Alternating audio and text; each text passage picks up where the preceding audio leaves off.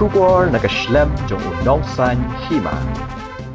Ka jingpen pena ka khun hanyo trap National Awakening Movement ya ka Kyrtong jong ba Thomas Pasa kumu Kyrtong ban ya khun ya ka election MDC na Jaïaw constituency kala sedang ban syongshet hadian baka Voice of the People Party kala depan bena ya uba Danzil Chen kumu Kyrtong na ka constituency kaseng KHNAM manha ka santarik no Prah arja arpasau kala penbena ya prangut ki Kyrtong ki ban ya khun ya ka election MDC na KHADC ka bukenthop ya uba Thomas Pasa uba de working president kaseng KHNAM banyak khun na Jaïaw constituency. Uba Thomas Pasa uba de unong yalam uba yaine hakaseng KHNAM na duk kapor badangdon uba Adalbert Nongrum uba de MLA ke VPP bementa na North Shillong constituency uba ladan hadu menta. Ke Jaïaw constituency ke de kabaki pat ba kila dep jiet uba Adalbert Nongrum kumu Kyrtong ke KHNAM banong MDC Hendrai hadian balami ke jinga pher jingmut ula rungno syakaseng VPP ha ke election MLA ha usnam arjar arpulai.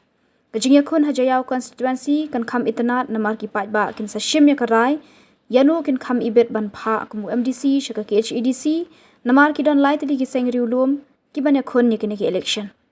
ka VPP kala depan bena ya uba Danzil Chen uba de upersa jeng Dr. Kara Chen uba bat menta kumu chairman ke state election committee ke VPP ke KHNAM kala Pynïeng ya uba Thomas Pasa ke UDP ke badan UMLA bementa uba polling do uba batru kumu menteri ka sorkar jila hadu menta kampat penbena ya Kyrtong hendrai hakini kisngi kalami ke Kyrtong u general secretary ke KSU barim uba Augusta Jerwa bat ke kongres kala dapen krek ban Pynïeng Kyrtong tangba kampat penbena ya Kyrtong hendrai ke seng NPP ke babat ya ke bor ka sorkar ki khubor ki yathu bakan om Pynïeng Kyrtong kumban syupen kan mau ya ke KHNAM la seng ha ke jingalam uba polling do ban ya khun ningkong ya ke election MLA ha usnam ahjar lai Bat hadian katukadan senam ula khliap lama bandrung syakaseng UDP, Hendrai la penek biang ya ke KHNAM, da kejingdon uba Adalbert Nongrum, Hendrai haba uba Adalbert ula job kemu MLA, ula phet no banlet penyaso bat kaseng VPP.